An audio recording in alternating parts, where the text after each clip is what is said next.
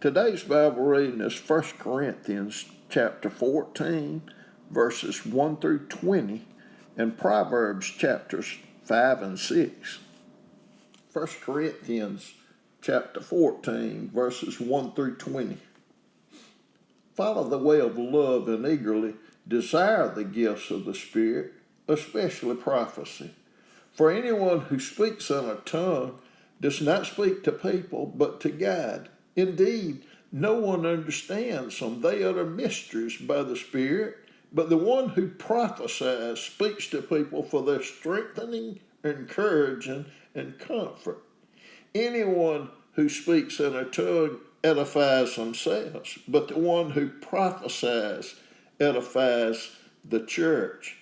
I would like every one of you to speak in tongues, but I would rather have you prophesy.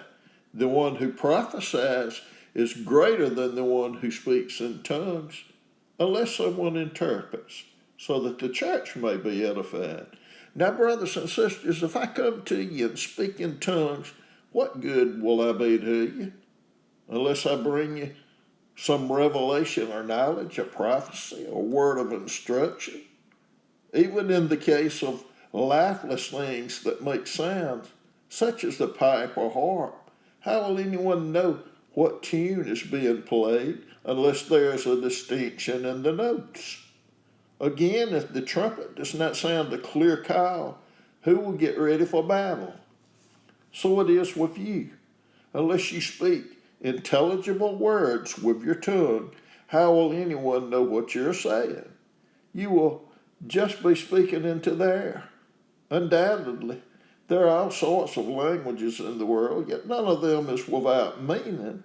If then I do not grasp the meaning of what someone is saying, I am a foreigner to the speaker, and the speaker is a foreigner to me. So it is with you. Since you are eager for gifts of the Spirit, try to excel in those things that build up the church. For this reason, the one who speaks in their tongue should pray that they may interpret what they say. For if I pray in a tongue, my spirit prays, but my mind is unfruitful. So what shall I do? I will pray with my spirit, but I will also pray with my understanding. I will sing with my spirit, but I will also sing with my understanding. Otherwise, when you are praising God in the Spirit, how can someone else who is now put in the position of an inquirer say, Amen to your thanksgiving, since they do not know what you're saying? You're giving thanks well enough, but no one else is edified. I thank God that I speak in tongues more than all of you, but in the church I would rather speak 5 intelligible words to instruct others than 10,000 words on a tongue. Brothers and sisters, stop thinking like children. In regard to evil, be infants, but in your thinking, be adults. Proverbs chapter 5. My son, pay attention to my wisdom. Turn your ear to my words of insight, that you may maintain discretion, and your lips may preserve knowledge. For the lips of the adulterous woman drip honey, and her speech is smoother than oil. But in the end, she is bitter as gall, sharp as a double-edged sword. Her feet go down to death, her steps lead straight to the grave. She gives no thoughts to the way of life. Her paths wander aimlessly, but she does not know it. Now then, my sons, listen to me. Do not turn aside from what I say. Keep to a path far from her. Do not go near the door of her house, lest you lose your honor to others and your dignity to one who is cruel. Lest strangers feast on your wealth and your toil enrich the house of another. At the end of your life, you will groan when your flesh and body are spent. You will say, how I hated discipline, how my heart spurned correction. I would not obey my teachers or turn my ear to my instructors, and I was soon in serious trouble in the assembly of God's people. Drink water from your own cistern, running water from your own well. Should your springs overflow in the streets, your streams of water in the public squares, let them be yours alone, never to be shared with strangers. May your fountain be blessed, and may you rejoice in the wife of your youth, a loving doe, a graceful deer. May her breasts satisfy you always. May you ever be intoxicated with her love. Why, my son, be intoxicated with another man's wife? Why embrace the bosom of a wayward woman? For your ways are in full view of the Lord, and he examines all your paths. The evil deeds of the wicked ensnare them. The cords of their sins hold them fast. For lack of discipline, they will die, led astray by their own great folly. Proverbs chapter 6. My son, if you have put up security for your neighbor, if you have shaken hands in pledge for a stranger, you have been trapped by what you said, ensnared by the words of your mouth. So do this, my son, to free yourself, since you have fallen into your neighbor's hands. Go to the point of exhaustion and give your neighbor no rest. Allow no sleep to your eyes, no slumber to your eyelids. Free yourself like a gazelle from the hand of the hunter, like a bird from the snare of the fowler. Go to the ant, you sluggard, consider its ways, and be wise.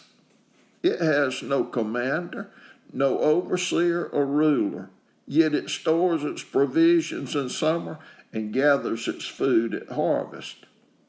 How long will you lie there, you sluggard? When will you get up from your sleep? A little sleep, a little slumber, a little folding of the hands to rest, and poverty will come on you like a thief, and scarcity like an armed man. A troublemaker and a villain who goes about with a corrupt mouth, who winks maliciously with his eye, signals with his feet, and motions with his fingers, who plots evil with deceit in his heart. He always stirs up conflict. Therefore disaster will overtake him in an instant. He will suddenly be destroyed without remedy. There are 6 things the Lord hates, 7 that are detestable to him: haughty eyes, a lying tongue, hands that shed innocent blood, a heart that devises wicked schemes, feet that are quick to rush into evil, a false witness who pours out lies, and a person who stirs up conflict in the community. My son, keep your father's command and do not forsake your mother's teaching. Bind them always on your heart. Fasten them around your neck. When you walk, they will guide you. When you sleep, they will watch over you. When you awake, they will speak to you.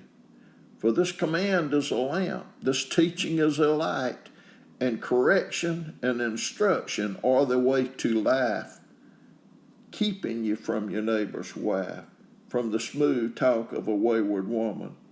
Do not lust in your heart after her beauty, or let her captivate you with her eyes.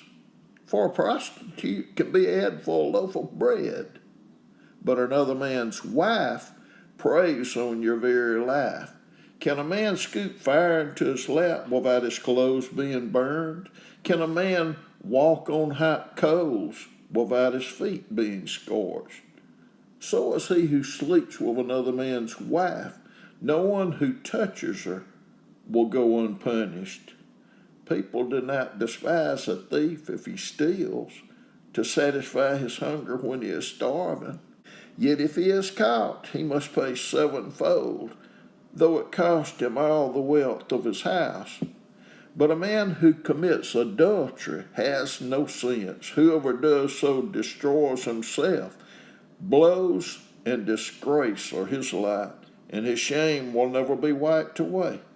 For jealousy arouses a husband's fury, and he will show no mercy when he takes revenge. He will not accept any compensation. He will refuse a bribe, however great it is.